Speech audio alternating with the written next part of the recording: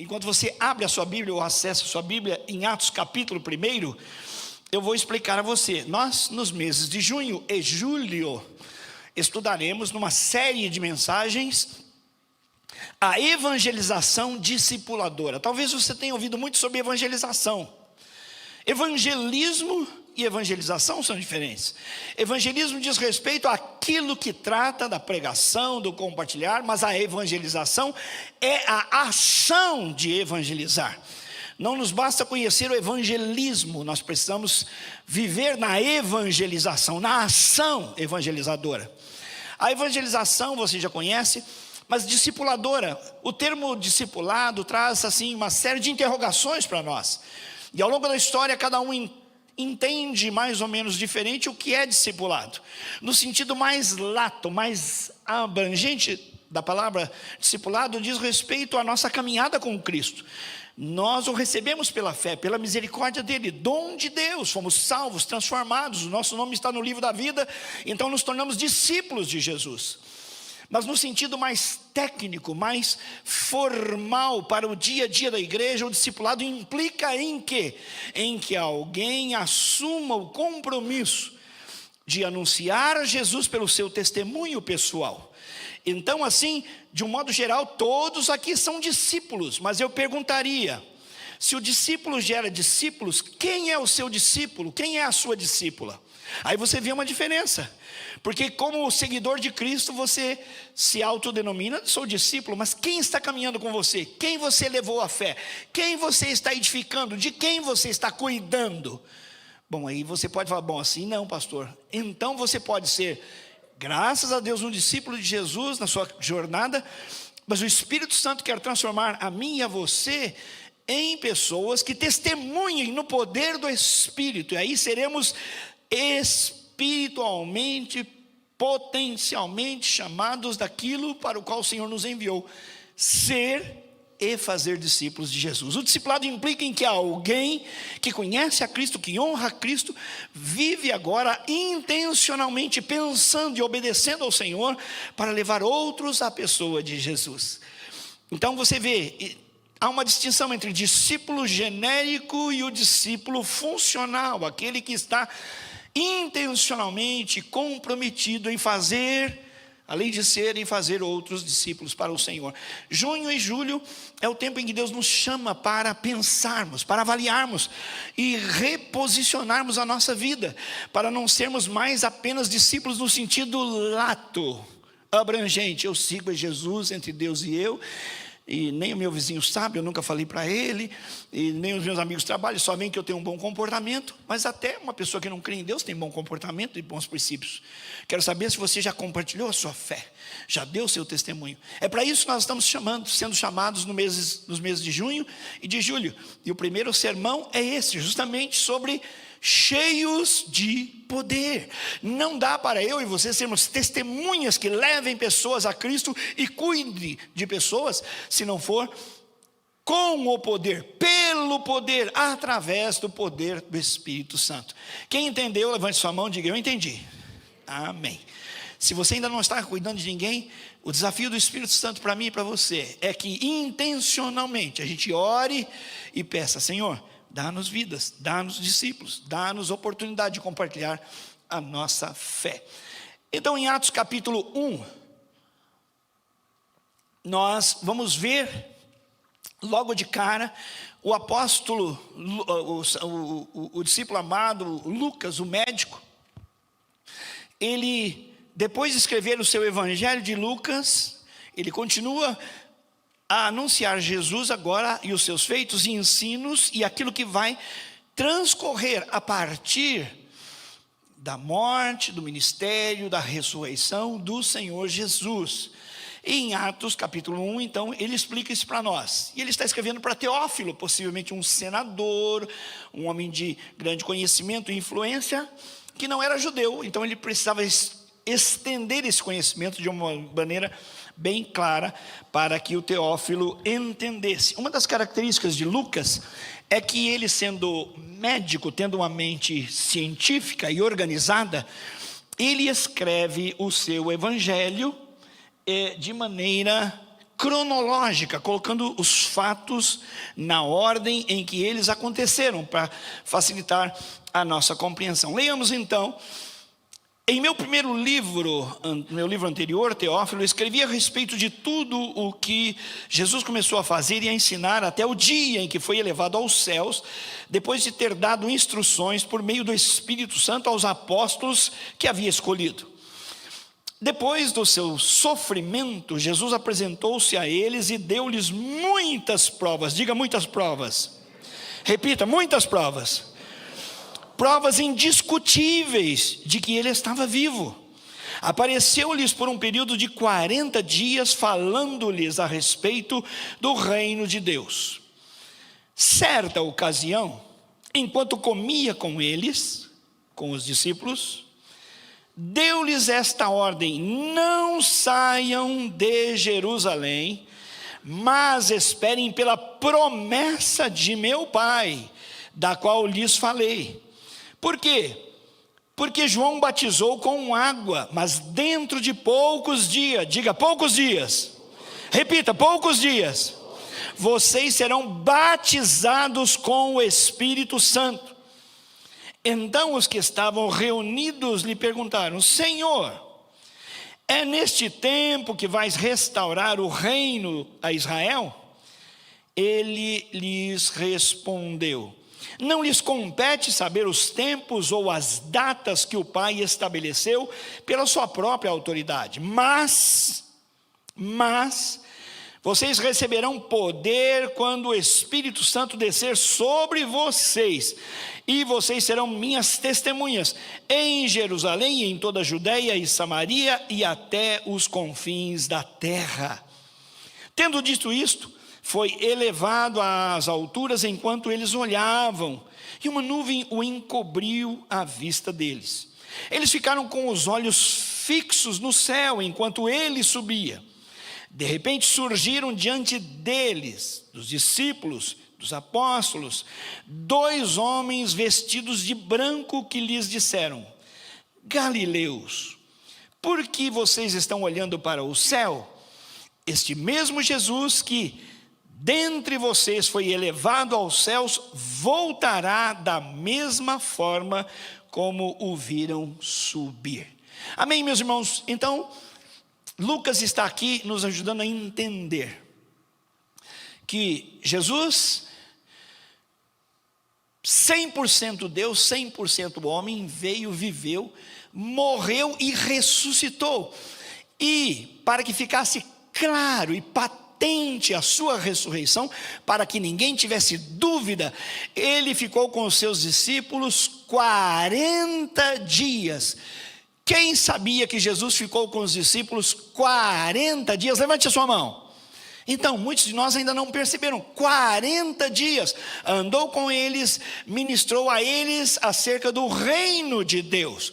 Nós não sabemos exatamente o que a respeito do reino ele falou, mas ele falou sobre o reino de Deus. É por isso que os discípulos fazem a pergunta: é nesse tempo que o Senhor vai restaurar o reino de Israel? Porque 40 dias falando do reino, e agora eles perguntam: Senhor, mas o Senhor falou do reino o tempo todo. Está chegando a hora agora de Israel sair do jugo de Roma, ser um país independente, para que possa levar a todo mundo a glória do teu nome? E o Senhor interpela dizendo assim: olha, esse assunto não é com vocês. O próprio Deus, por sua autoridade e poder, decidiu essa agenda. Isso não é para vocês. Não se preocupem com o retorno do reino, do poder político para Israel. Mas, essa conjunção adversativa está dizendo: ao invés de pensarem nisso, pensem no seguinte: vocês receberão o poder do Espírito Santo que virá sobre vocês, e então vocês serão minhas testemunhas em Jerusalém, bem como na Judeia e Samaria e até os confins da terra. Tudo simultaneamente. E aí o Senhor vai subindo, e eles ficam assim, com esta palavra no coração, queimando e vendo o Senhor subir. Então 2 anjos aparecem e dizem: olha, vocês estão assim perplexos vendo o Senhor subir, pois ele voltará. Assim como vocês ouviram subir, ele voltará. O texto então está começando falando sobre a ascensão de Cristo e termina falando sobre a volta de Cristo. Dá para você perceber nessa perícope, nesse trecho da Escritura, no início a ascensão, a ida de Cristo para o Pai, e termina falando sobre a volta de Cristo. Agora, o que acontece entre a ida dele ao Pai e a volta dele à terra? Aí é o que o Senhor está dizendo. O reino dele, que é permanente, não é desse mundo, vai ser estabelecido aqui pelo testemunho dos discípulos, aqueles que crerem. E isso vai acontecer tanto na cidade onde eles estão, como na região, no ambiente mais externo, até os confins da terra. Só para facilitar, não é a mesma coisa, mas seria como o Senhor Jesus dissesse para nós assim: olha, não se preocupe com o que eu tenho para fazer, se preocupe com o testemunho que vocês têm que dar no poder do Espírito Santo, aqui em Campo Grande, no Mato Grosso do Sul, no Brasil e no mundo. Essa é a tarefa. O meu filho começou essa tarefa, agora isso é com vocês. Então, por isso que eu fiz a diferença entre o discípulo que segue a Cristo até como um agente secreto 007, ninguém sabe, e o discípulo intencional, que ele se propõe a fazer com que o reino de Deus venha. Domingo passado, no culto das 5 horas da tarde, Deus nos deu uma palavra de revelação na Escritura, e revelou que o propósito de Deus na eternidade escolheu você, a mim, todos nós, com uma intenção só: fazer, Efésios capítulo 1, versículos 9 em diante, fazer convergir para Cristo, em Cristo, todas as coisas, quer sejam celestiais, quer sejam terrenas. Isso quer dizer que a profissão que você escolheu é muito boa, é uma bênção, é o modo como Deus inseriu você aqui, mas o seu propósito não é focar na sua profissão, mas é usar a sua profissão para convergir em Cristo e para Cristo todas as coisas celestiais e terrenas. Você entendeu, meu irmão? Isso é intencionalidade. Não é eu pensar, chegar no escritório e fazer o meu trabalho, mas é eu chegar no escritório e dizer: Senhor, como é que eu faço as coisas convergirem para Cristo? Eu chego na oficina ou na fazenda e digo: Senhor, eu tenho muito trabalho diante de mim, mas como é que eu faço agora todas essas coisas celestiais e terrenas, até as minhas tarefas, convergirem para Cristo? Esse é o propósito da sua vida, fazer tudo convergir para Cristo. Eu quero que você fique em pé agora, por favor, e dê uma linda salva de palmas para o Senhor, que deu a você o maior de todos os propósitos, mas que exercer uma linda profissão, uma profissão muito importante, é você cooperar com o cosmos inteiro, para que em tudo convirja para o nome, para a glória daquele que está sobre todo o nome, Jesus Cristo. Aleluia. Pode assentar-se. Se você tinha que entender a mensagem, você já entendeu. Tudo tem que convergir para Cristo. No seu ambiente de trabalho, olhe esse testemunho. Deus me deu a graça de encontrar-me por acaso com uma irmã da nossa igreja, e olha só o testemunho dessa irmã para ilustrar de que é que eu estou falando. Eu trabalhava de promotora de vendas no Atacadão faz muito tempo atrás. Eu tinha uns 16 anos, basicamente. E tinha uma mulher chamada Marinês, que ela era zeladora do Atacadão. E ela, no nosso horário de intervalo de sono, ela começava a ler a Bíblia lá em voz alta. E eu falava assim: Marineide, para de ler essa Bíblia em voz alta, porque eu quero dormir. Ela falou assim: não, você pode dormir, que enquanto você dorme, eu leio a Bíblia em voz alta, você vai ouvir essa mensagem que eu leio em voz alta, ela vai entrar no seu sonho, você vai acabar sonhando e você vai acabar se rendendo a Cristo através dessa leitura. Foi o que aconteceu. Aquela palavra que ela lia, pastor, já entrava no meu coração, já fazia efeito. E quando eu voltava a trabalhar, eu ficava aquela coisa martelando na minha cabeça, sabe? Eu Marineide lendo a Bíblia e eu lá tentando dormir. E eu acabei indo, aceitando o convite na casa dela. Fui na casa dela e acabei aceitando a Jesus através da vida dela, na casa dela, porque ela insistiu em ler em voz alta, ela não se preocupou com o meu sono, ou deixou de, tipo assim, não, eu não vou te incomodar, não. E eu acredito nisso. A palavra de Deus é o incômodo. Quanto mais você incomoda a pessoa, não importa se a pessoa quer dormir ou descansar ou quer viajar, não importa. Mas continua lendo a Bíblia em voz alta, canta o louvor em voz alta. E eu acabei aceitando Jesus através dessa leitura dentro de um banheiro. Olha. É uma promotora de vendas. Glória a Deus, aplauda o Senhor, meu irmão.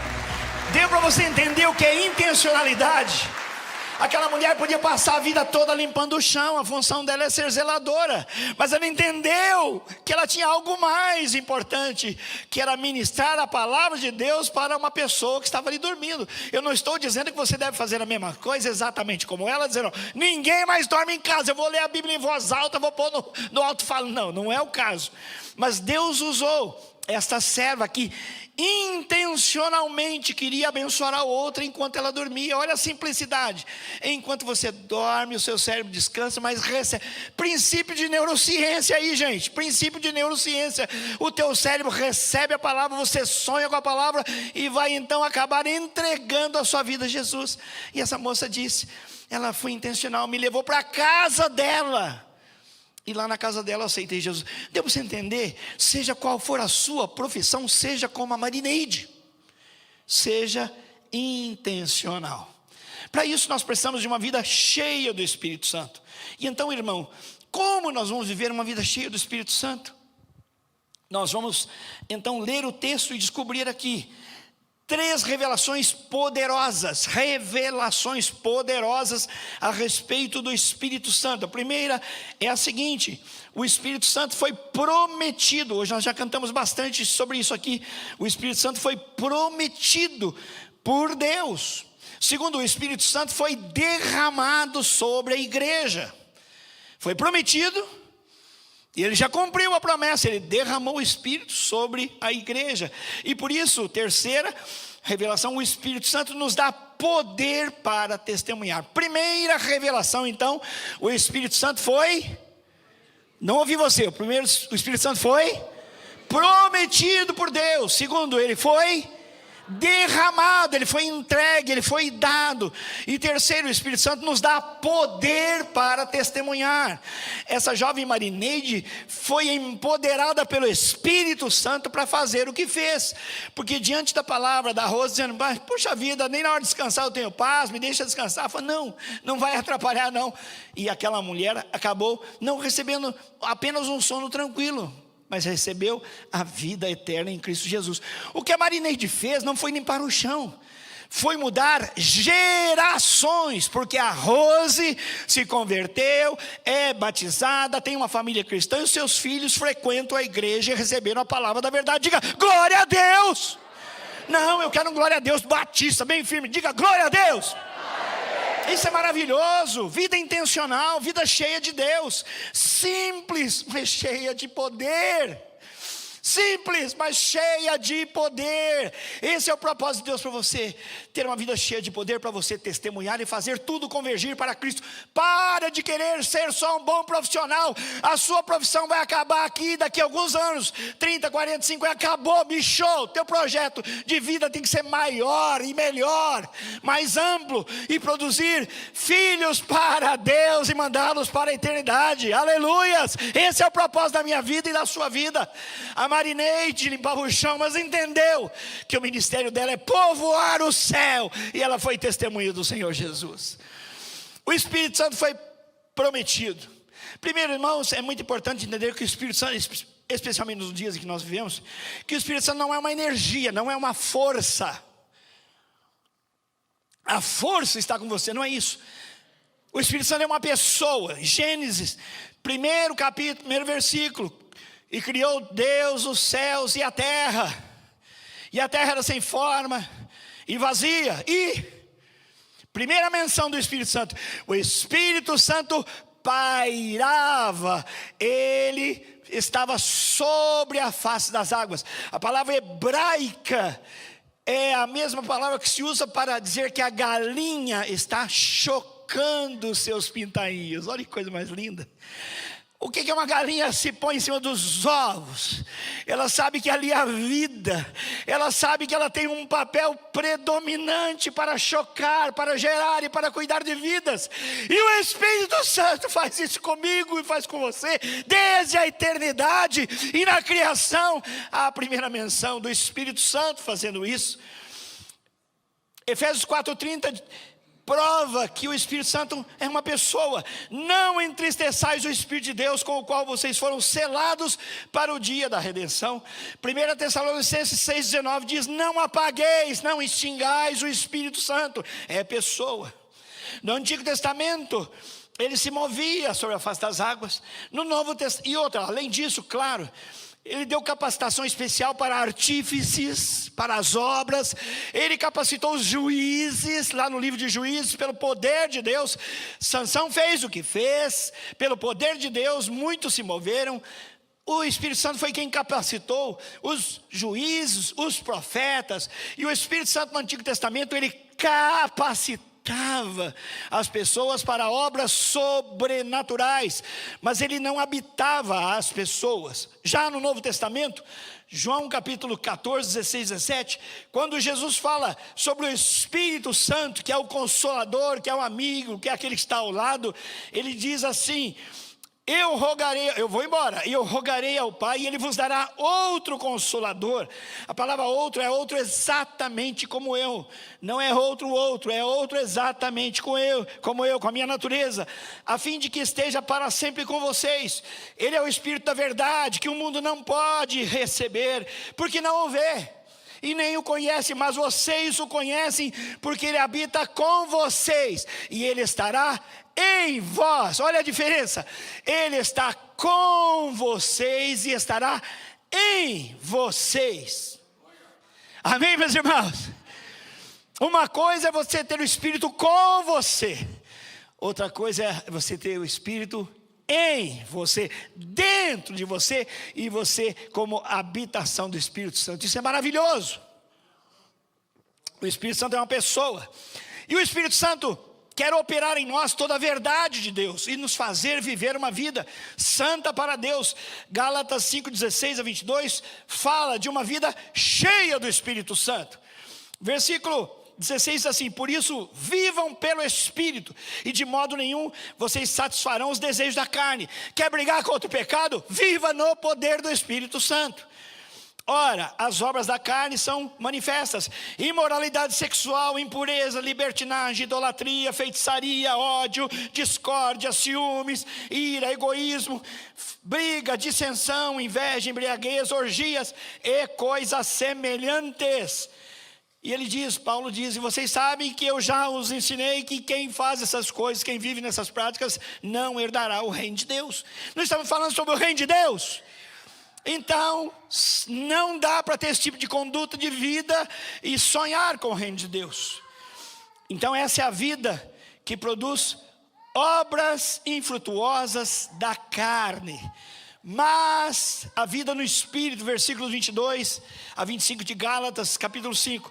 Mas o fruto do Espírito Santo é amor, alegria, paz, paciência, amabilidade, bondade, fidelidade, mansidão e domínio próprio. Contra essas coisas não há lei.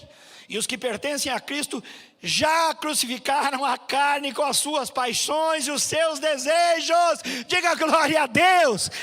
Quem está em Cristo, essa expressão em Cristo é que você está envolto por Cristo, você está dentro de Cristo e Cristo em você.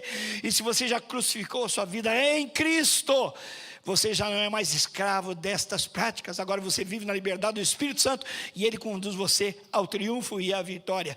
Por isso ele diz: os que pertencem a Cristo já crucificaram a carne com as suas paixões e seus desejos. Se vivemos pelo Espírito, andemos também no Espírito. Quem nasceu de novo não pode ter a mesma boca que tinha antes. Quem nasceu do Espírito Santo não pode ter as mesmas práticas sexuais que tinha antes, o mesmo namoro que tinha antes. Quem nasceu do Espírito Santo não pode ser a mesma pessoa, porque é nova criatura, as coisas velhas passaram, tudo se fez novo. Entendeu, meu irmão? É pelo Espírito Santo. Sem o Espírito Santo que nos convence do pecado, do juízo, da justiça, não há como vivermos essa vida. O Espírito Santo então foi prometido. Ele é Deus, ele é a terceira pessoa da Trindade, ele é chamado de Espírito Santo, isso diz tudo. Santo, separado, limpo, aprovado. Ele é o Espírito de Deus vivo, isso já diz tudo. Não é o Espírito de uma igreja ou de uma denominação, é do próprio Deus e é vivo. Ele é o Espírito de Cristo. Aleluia. Numa igreja de um estado aqui, um pastor muito tradicional disse: olha, pastor, convidando um amigo meu, pastor Edson Queiroz de Oliveira, você pode vir pregar na igreja, só que tem uma restrição: você não pode falar no Espírito Santo. Meu Deus, como alguém vai pregar sobre Deus sem falar sobre o Espírito Santo? É o tradicionalismo que embota a visão, que dá medo nas pessoas a respeito do Espírito Santo. Mas o Espírito Santo é o Espírito de Deus, é o Espírito Santo da promessa, é o Espírito de Deus vivo, é o Espírito de Cristo. Ele é o Consolador, Ele é amigo, Ele é companheiro. E é Ele que tem na sua missão o objetivo de colocar os holofotes em Jesus. Alguns historiadores e teólogos dizem o seguinte: durante muitos séculos não se falou muito do Espírito Santo. No século VI alguém começou a falar mais do Espírito Santo. Não dá para entender, pastor Felipe, que depois de um século vivendo no poder do Espírito Santo, um livro de Atos, que alguém já disse, não é Atos dos Apóstolos, são Atos do Espírito Santo. Como é que essa voz se cala? E as pessoas são guiadas pelo Espírito, são levadas a Cristo pelo Espírito, mas não falam no Espírito. Mas nós estamos livres para falar do Espírito Santo, porque ele foi prometido pelo próprio Deus. Então, meu amigo pastor Edson Queiroz, pela sabedoria do próprio Espírito, diz: pastor, fica tranquilo, eu não vou falar do Espírito Santo. Então tá bom, pode vir pregar na igreja. E naquela igreja o pastor Edson falou sobre missões, falou sobre tudo que tinha a dar, e ele disse o tempo todo: porque o Espírito de Cristo nos diz, porque o Espírito de Deus nos diz, porque o Espírito que vive eternamente diz. Pronto, pregou sobre o Espírito Santo. Medo do Espírito Santo. Você que é um homem ou mulher de Deus, criado na igreja batista, não tenha medo do Espírito Santo, porque o Espírito Santo é Deus. Mentiram para você tantas vezes, dizendo: cuidado, pelo amor de Deus, eu tenho que lavar minha boca só para dizer isso. Tem cuidado com esse negócio de Espírito Santo. Pastor Domingos Jardim diz que recebeu um seminarista, ele se formou e veio para trabalhar na igreja primeira de Marília. E um dia ele estava assim, meio confuso, falou: pastor, eu queria ter uma prosa com o senhor, eu queria saber mais desse negócio de Espírito Santo. Ele falou assim: sai dessa sala agora. Quando você compreender que o Espírito Santo é Deus e se comportar de modo condizente, você vem e vamos falar da santidade do Espírito de Deus. E quando você dizer que você quer saber desse negócio de Espírito Santo, se põe daqui para fora. O Espírito Santo é Deus. Você que foi amarrado nos bancos de igrejas tradicionais sabe, em nome de Jesus, que você não pode negar a obra do Espírito Santo, senão você nega a sua própria salvação, que foi conduzida por Cristo através do Espírito Santo para o projeto de Deus. O Espírito Santo foi prometido. Quem não quer receber a promessa, irmão? Eu quero receber. Quem quer receber a promessa? Levante a mão. Irmãos, Lucas capítulo 9, versículo 13, há um ensino muito cristalino que Deus reavivou no meu coração. Pedi e dar-se-vos-á, buscai e achareis, batei e abrir-se-vos-á. Todos nós sabemos disso. É buscar, é pedir e é bater. É pedir primeiro, buscar depois e bater, insistir. E o texto complementa: e dizia ele isso a respeito do Espírito Santo. Esse é o meu pedido, essa é a minha busca, e eu estou batendo na porta dizendo: Espírito de Deus vivo, vem sobre mim, Senhor, libera avivamento na minha vida pessoal, familiar, e para a nossa igreja, para a nossa cidade, para os evangélicos, em nome de Jesus. Podemos pedir muitas coisas, oramos aqui pelos nossos pedidos, mas irmãos, o melhor pedido, o mais importante é: Senhor, visita-nos com o teu poder, dá-nos mais do teu Espírito Santo, em nome de Jesus. A segunda revelação poderosa é que o Espírito Santo já foi derramado. Isso não tenho tempo para falar. Atos capítulo 2. O Senhor disse aqui nesse texto: não se afastem de Jerusalém, até que do alto sejais revestidos de poder.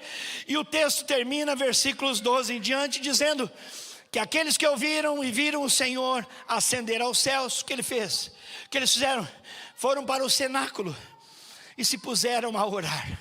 E ali estavam os 11 apóstolos, porque Judas já tinha saído do grupo. E ali estava a mãe de Jesus e outras mulheres. E no dia de Pentecostes, Atos capítulo 2, eu disse para vocês que há duas frases muito fortes no vocabulário do avivamento. A primeira é até que. Você pede, busca e bate até que sejais revestidos. É insistente, é permanente, não tem trégua. É buscar e buscar, é pedir e pedir, é bater e bater.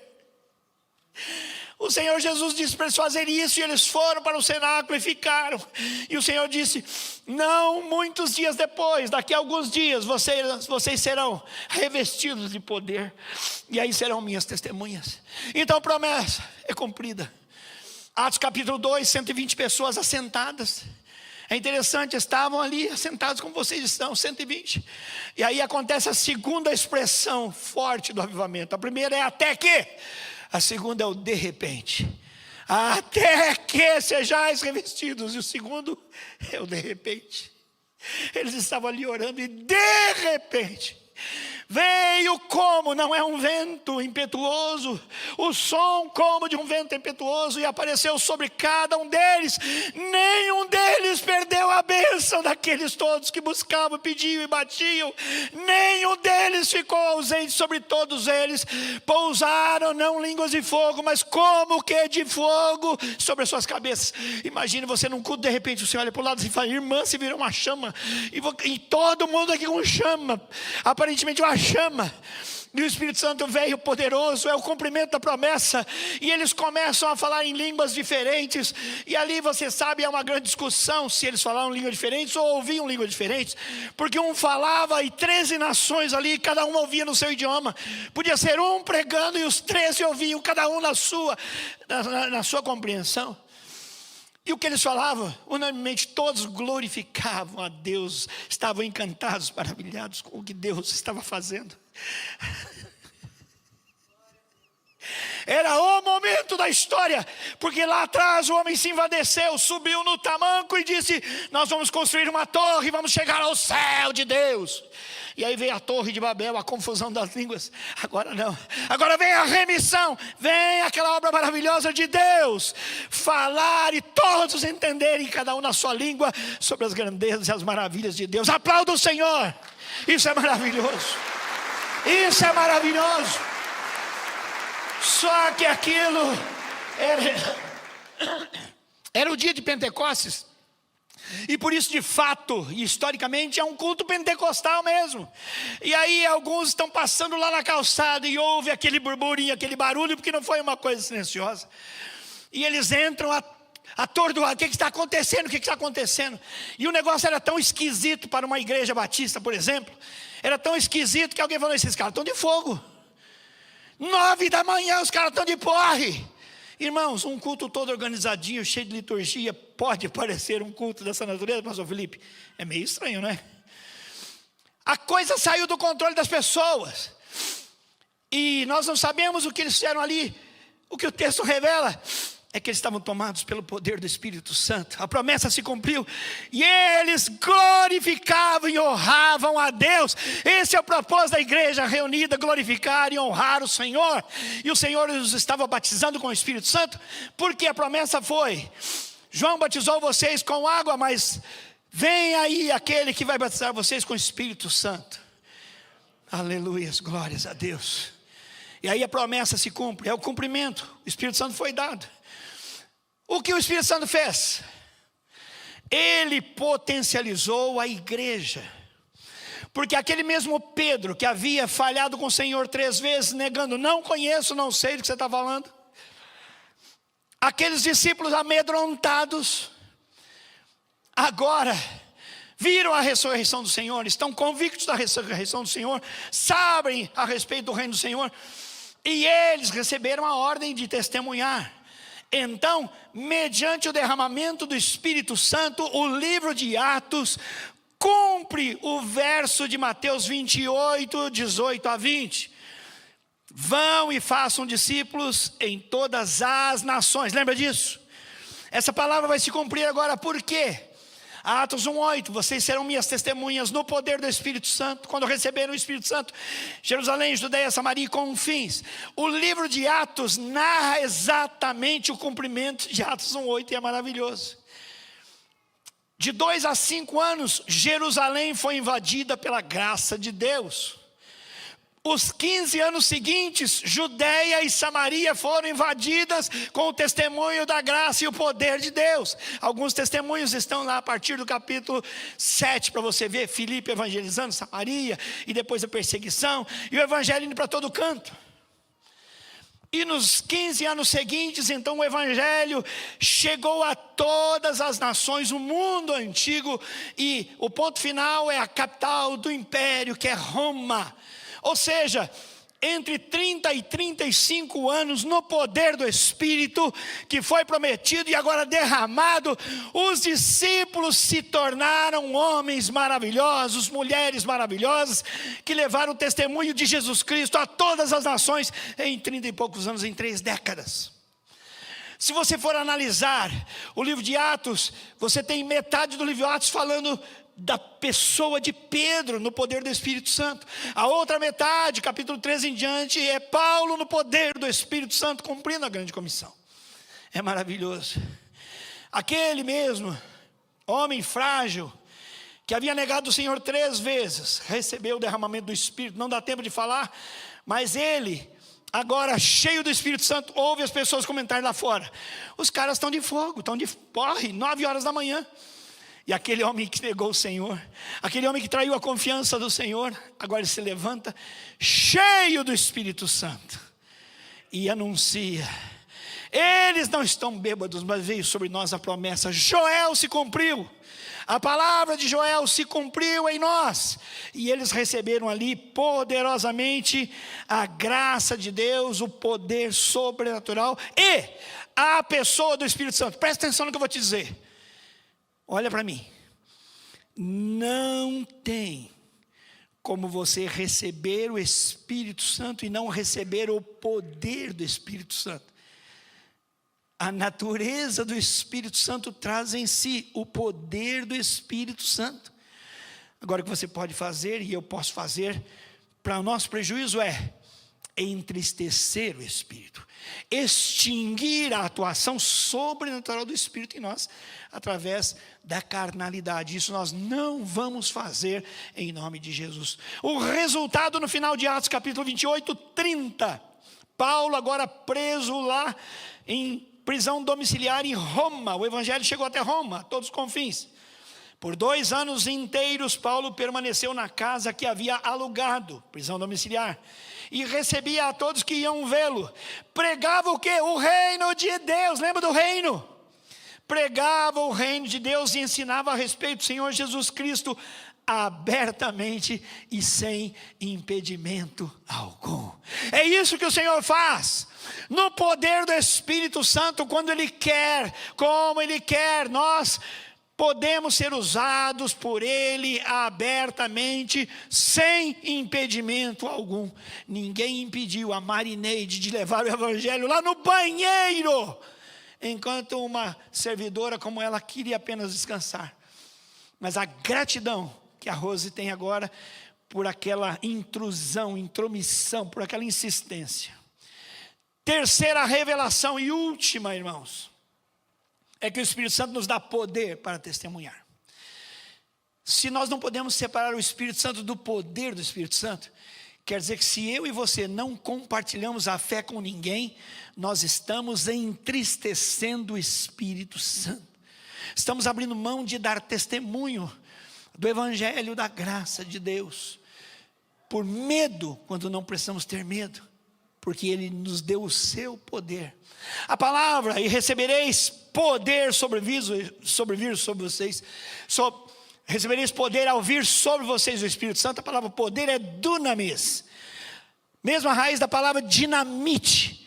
Você já viajou por estradas e vê pedras enormes, montanhas rochosas enormes, fracionadas, quebradas, estradas imponentes passam entre elas. Você fala, meu Deus, quem cortou essa montanha de pedra? Dinamite. E a palavra usada aqui é dunamis. O poder do Espírito Santo para levar você e a minha santidade, para nos dar a capacidade de testemunhar de Jesus, é o mesmo poder explosivo, mas não destrutivo, criativo. Destruir sim as obras de Satanás e criar uma vida nova para você e para mim. Deus nos dá o seu Espírito Santo para testemunharmos. E a geografia do testemunho é Jerusalém, Judeia, confins, e a Judeia, Samaria e até os confins da terra. Você pergunta, pastor, como que eu vou fazer isso? Eu pergunto a você, como 11 homens, sem internet, carro, luz elétrica, telefone, celular, tecnologia, conseguiu levar o evangelho a todas as nações da época? Poder dunamis, poder do Espírito Santo. O que eu não posso fazer, o Espírito Santo pode fazer. Pedro estava preso na cadeia e o Espírito Santo mandou o anjo lá e disse assim, ó, se prepare e faz tudo depressa que você vai cair fora. Ele não sabia se era verdade ou não era. Se preparou, saiu, caíram as cadeias. E ele notou que era estranho, que as portas se abriram. E a hora que ele viu, ele estava na rua. E aí ele queria se beliscar, mas eu estou sonhando, não é verdade? E aí ele percebeu que era verdade. Então esse poder de Deus que opera o sobrenatural está à nossa disposição. E nós devemos ter consciência de que é conosco. Comecei falando de um homem simples, de uma mulher simples, a Marineide. E vou falar de um homem simples agora. Parece que Deus tem, desculpa a expressão, um chamengo com os pescadores. Ontem à noite, pregando aqui às 19 horas, a pastora Andréia foi muito feliz ao contar a história do pastor Ronaldo Lidório. Quem já ouviu falar de Ronaldo Lidório? Levante a mão. Busque na internet, um homem piedosíssimo, um missiólogo e um missionário presbiteriano de mão cheia. Já vivenciou na África tribos inteiras se convertendo ao poder do evangelho. E numa vinda ao Brasil, ele estava aqui, e com a sua agência missionária, ele localizou lá na Amazônia, dentre as tribos indígenas, 3 povoados não alcançados. No mapa havia 3 círculos vermelhos, não alcançado, não alcançado, não alcançado. E Deus o levou a dizer o seguinte, não, por obediência ao Senhor, e no poder de Deus nós vamos alcançar. E planejaram, e foram, a partir da cidade de Tefé, uma cidade de mais ou menos 60 mil habitantes, até chegar lá já foi um custo, mas de lá para frente, eram 4 dias de caminhada na selva, com alguém armado, um caçador experiente. 4 dias não foi suficiente, eles andaram 1 semana na selva, imagina os perigos. E às vezes ele percebia que aquele vigia não dormia à noite. Eu falei, mas você precisa dormir. Ele falou, não, preciso cuidar das onças, tem muita onça aqui. E o Ronaldo Lidório disse assim, não, mas eu não estou nem lembrando da onça, porque eu estou pensando no povo que eu vou alcançar. E o fato é que quando eles chegam lá, irmãos, vão chegando na tribo, eles acham um negócio muito estranho. Eles chegam e as pessoas estão arrumando, seriam no nosso contexto urbano, cadeiras, assentos assim, organizados um atrás do outro. E falam, mas que coisa estranha. E aí parecia um culto. E aí eles travaram a conversa e perguntaram, mas o que vocês estão fazendo aqui? Né? É um culto. Culto. Mas alguém já falou de Jesus para vocês? Já. E você não conhece Jesus? Não, conheço Jesus sim. Mas como assim que alguém já falou de Jesus para vocês? Chegou algum missionário? Não. O que é missionário? Não, mas quem falou de Jesus para vocês? Foi o seu João. Mora aí rio abaixo. E então o Ronaldo Lidório vai até e chega numa daquelas casinhas que é estabelecida sobre as águas, casinha pequena, discreta. Na porta, a água quase entrando assim dentro da casa, está lá um irmão, não muito novo, com a sua Bíblia aberta. E ele respeitosamente diz, oi, seu João, como vai? Posso chegar? Ele fala, mas quem é o senhor? Eu sou missionário. Ele falou, então pera um pouquinho. Espera um pouquinho. Vai lá, entra dentro de casa. Maria, Maria, agora chegou um missionário de verdade. E a história, irmãos, é que aquele homem não só tinha evangelizado aquela tribo, tinha estabelecido 2 igrejas naquela primeira tribo. Você se lembra que eram 3, na segunda outras 2 igrejas, e na terceira outras 2 igrejas, 6 igrejas. Seu João. E o Ronaldo Lidório pergunta, mas seu João, me conta essa história. Eu falei, não, eu era lá da cidade. E eu fui lá num culto diferente, que é alguma coisa missionária. Aí alguém perguntou, é conferência missionária? É, isso aí não, é conferência missionária. E eles falaram que a gente tinha que ir buscar os não alcançados. E eu sou pescador, e eu falei para Maria, Maria, aqui não está dando peixe onde nós estamos. Então vamos até esses povos não alcançados falar de Jesus, e vai ver que lá tem peixe também. E ele disse, na verdade aqui não tem peixe, mas a obra que Deus fez é extraordinária. Aplauda o Senhor, glórias a Deus. Ronaldo Lidório volta e liga para a missão e fala assim, ó, no mapa pode pôr povo alcançado, povo alcançado, povo alcançado. E eles dizem, como assim? Faz pouco tempo, como que já foi alcançado? Ele diz, não fomos por nós não.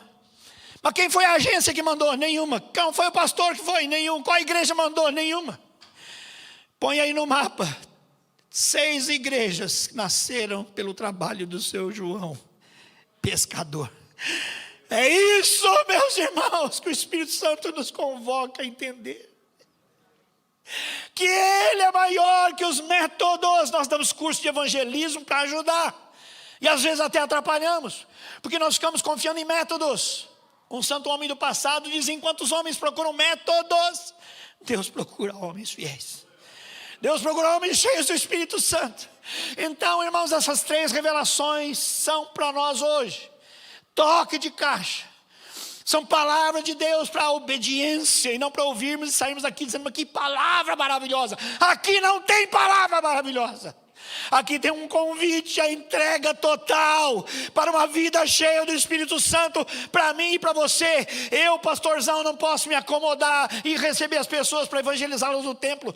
Eu tenho que correr o trecho com os meus parentes, meus vizinhos, meus amigos, com as pessoas que eu convivo. Eu não serei modelo para vocês, e vocês todos têm que fazer a mesma coisa. Por quê? Porque Deus não está atrás de métodos, está atrás de pessoas que façam no poder do Espírito Santo o que é preciso ser feito. Fica em pé. A Marineide e o seu João são para nós hoje inspiração. E você vai começar, como eu vou fazer também, pedir perdão ao Senhor pelas oportunidades perdidas. Feche seus olhos. Diga ao Senhor, eu recebo a primeira revelação. O Espírito Santo é pessoa de Deus prometida. Diga ao Senhor, eu recebo o testemunho da Escritura de que o Espírito Santo já foi dado à igreja. Eu sou igreja. Agradeço, Senhor, eu me converti ao Senhor Jesus Cristo por instrumentalidade do Espírito Santo. A palavra de Deus diz, Efésios capítulo 5, versículo 18, não vos embriagueis com vinho, no qual há dissolução, contenda, briga, mas enchei-vos do Espírito Santo. Um homem e uma mulher cheios do Espírito Santo, um filho, um pai, uma mãe, um sogro, uma sogra, uma nora, um genro, certamente darão testemunho muito forte e firme a respeito de Jesus. A testemunha não é uma pregadora. Testemunhar é dizer aquilo que viu e ouviu. Você que aceitou Jesus e viu seus pecados serem perdoados, já tem um testemunho. Então o meu desafio para você é você orar agora e nessa semana tirar um tempo com Deus e pedir a inspiração de Deus para você escrever o seu testemunho. O testemunho do discípulo de Jesus tem 3 partes basicamente. Quem eu era antes de conhecer a Jesus. Segundo, como foi que eu recebi Jesus, que eu me entreguei a Ele. E terceiro, o que é que Jesus fez comigo, como é a minha vida. Esse é o testemunho. Quem eu era, como eu conheci a Cristo e o que eu sou agora. Se você estiver vivendo uma vida cheia do Espírito, você tem testemunho para dar. e alguém vai aparecer para você testemunhar. Com certeza. Porque nós estamos em alinhamento com a ordem de Jesus, que foi ser e fazer discípulos no poder do Espírito Santo. Tome a decisão de viver cheio do Espírito. Peça a Deus que mostre para você 5 pessoas, para você orar por elas para serem abençoadas. Ninguém resiste à oração para ser abençoado. Prepare o seu testemunho por escrito, ore, reescreva, curtinho, para você oferecê-lo, compartilhá-lo rapidamente com as pessoas. E agarre as oportunidades que o Espírito Santo vai dar a você. E quem sabe essa semana vai ser a semana mais importante da sua vida. E você vai testemunhar como nunca testemunhou. E vai ver a graça de Deus. Pai, nos entregamos a Ti e recebemos a Tua palavra. 3 revelações tão poderosas. O Espírito Santo é Deus e foi prometido. O Espírito Santo já foi derramado, estava conosco, agora está em nós. E nós recebemos o seu poder para testemunhar. Resta-nos fazer isso. E é por isso que oramos. Que a graça do nosso Senhor e Salvador Jesus Cristo, o amor maravilhoso e perdoador do Pai, a comunhão, a consolação, a atuação permanente e poderosa do Espírito Santo, seja com todo o povo de Deus, desde agora e para sempre. Amém. Vai para o seu campo missionário. Você tem a sua casa, seus vizinhos, seu bairro, sua cidade. É a sua Jerusalém, Judeia, Samaria e Confins. Vai na graça, que Deus abençoe você. E escreve para mim, dá testemunho, porque Deus vai fazer milagres. Não dá para separar o Espírito Santo do poder do Espírito Santo. Vai acontecer em nome de Jesus.